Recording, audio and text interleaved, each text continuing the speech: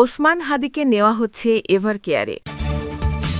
যারা নির্বাচন বিলম্বিত করতে চায় তারা হাদিকে গুলি করেছে।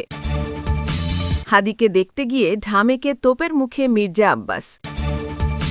গুলিবিদ্ধ হাদিকে নিয়ে যা বললেন মিজানুর রহমান আজহারি। প্রিয় দর্শক, এবার জানিয়ে দিব বিস্তারিত। তবে তার আগে আপনি যদি এই চ্যানেলে নতুন দর্শক হয়ে থাকেন তাহলে চ্যানেলটি সাবস্ক্রাইব করে দিবেন সকল আপডেট খবর সবার আগে পেতে। এবং আপনি যদি নিরীহ ফিলিস্তিনিদের ভালোবাসেন তাহলে আই লাভ ফিলিস্তিন লিখে একটি কমেন্ট করে দিবেন। এবার বিস্তারিত। গুলিবিদ্ধ ত্রয়োদশ জাতীয় সংসদ নির্বাচনে ঢাকা ৮ আসনে স্বতন্ত্র প্রার্থী ও ইনকেলাব মঞ্চের মুখপাত্র শরীফ ওসমান হাদিকে ঢাকা মেডিকেল কলেজ হাসপাতাল থেকে এভারকেয়ার হাসপাতালে নেওয়া হচ্ছে।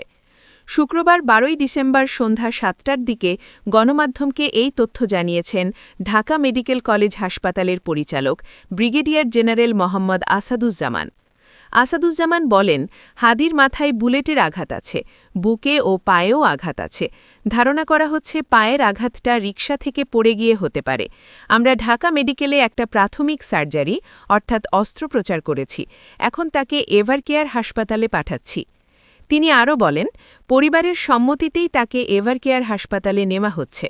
পরিবার প্রথম দিকে সিএমএইচ হাসপাতালে নেওয়ার কথা বলেছিল, কিন্তু পরে সিদ্ধান্ত পরিবর্তন করে এভারকেয়ার হাসপাতালে নেওয়ার কথা বলেছে।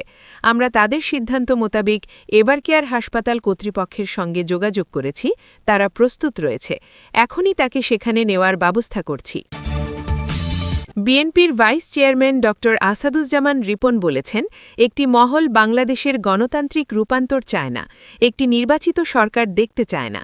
যারা নির্বাচিত পার্লামেন্ট দেখতে চায় না, সেই সন্ত্রাসী গোষ্ঠী বাংলাদেশের নির্বাচনকে বিঘ্নিত করার জন্য চেষ্টা করছে। সেই চেষ্টার অংশ হিসেবেই আজকে ওসমান হাদিকে গুলি করেছে। শুক্রবার বিকেল ৫টার দিকে মুন্সিগঞ্জের লৌহজং উপজেলার শিমুলিয়া ঘাটে বন্দর কর্তৃপক্ষের অনিয়ম ও দুর্নীতির বিরুদ্ধে ৪ দফা দাবিতে স্থানীয় নাগরিক সমাজের ব্যানারে আয়োজিত মানববন্ধনে তিনি বলেন, দেশের আইন শৃঙ্খলা পরিস্থিতি অত্যন্ত নাজুক। দেশে নির্বাচনের তারিখ ঘোষণা করা হয়েছে। তারিখ ঘোষণার ২৪ ঘণ্টার মধ্যেই একজন প্রার্থীকে সন্ত্রাসীরা গুলি করেছে। এটি কোনো ভালো আলামত নয়। ৫ই অগস্ট নানা পর্যায়ে থানা থেকে লুট হওয়া কয়েক হাজার অস্ত্র গত ১.৫ বছরে উদ্ধারে সরকারের পক্ষ থেকে আমরা কোনো পদক্ষেপ দেখিনি। এমন একটি পরিস্থিতিতে দেশে নির্বাচন শুরু হচ্ছে। আমরা সরকারের কাছে এই সব অস্ত্র উদ্ধারের জন্য আহ্বান জানাই। আসন্ন জাতীয় সংসদ নির্বাচনে ঢাকা ৮ আসনে স্বতন্ত্র প্রার্থী ও ইনকেলাব মঞ্চের মুখপাত্র গুলিবিদ্ধ শরীফ ওসমান হাদিকে দেখতে ঢাকা মেডিকেল কলেজ হাসপাতালে যান বিএনপির স্থায়ী কমিটির সদস্য মির্জা আব্বাস ও সিনিয়র যুগ্ম মহাসচিব রুহুল কবির রিজভী আহমেদ। সেখানে তোপের মুখে পড়েন তিনি। শুক্রবার বিকেল ৪টার দিকে ঢাকা মেডিকেল কলেজ হাসপাতালের জরুরি বিভাগের সামনে এলে ভুয়া ভুয়া বলে স্লোগান শুরু করেন ইনকেলাব মঞ্চের সদস্য ও হাদির সমর্থকরা। পরে সেনাবাহিনীর সদস্যরা মির্জা আব্বাসকে নিরাপত্তা দিয়ে হাসপাতালের ভিতরে প্রবেশ করার সুযোগ করে দেন। এই সময়ে ইনকেলাব মঞ্চের নেতাকর্মীরা আরও নানা স্লোগান দিতে থাকেন। এদিকে সর্বশেষ তথ্যানুযায়ী হাদিকে ঢাকা মেডিকেল কলেজে জরুরি চিকিৎসা দেওয়া হচ্ছে।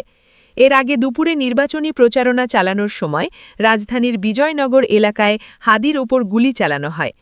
জুলাই ঐক্যের অন্যতম সংগঠক ইসরাফিল ফরাইজি জানান, গুলিবিদ্ধ অবস্থায় তাকে ঢাকা মেডিকেল কলেজ হাসপাতালে জরুরি বিভাগে আনা হয়েছে। ঢাকা মেডিকেল কলেজ হাসপাতালের পুলিশ ক্যাম্পের ইনচার্জ মোহাম্মদ ফারুক বলেন, দুপুর ২:৩০টার পরপরই হাদিকে গুলিবিদ্ধ অবস্থায় হাসপাতালে নিয়ে আসা হয়েছে। তার বাম কানের নিচে গুলি লেগেছে, অবস্থা আশঙ্কাজনক।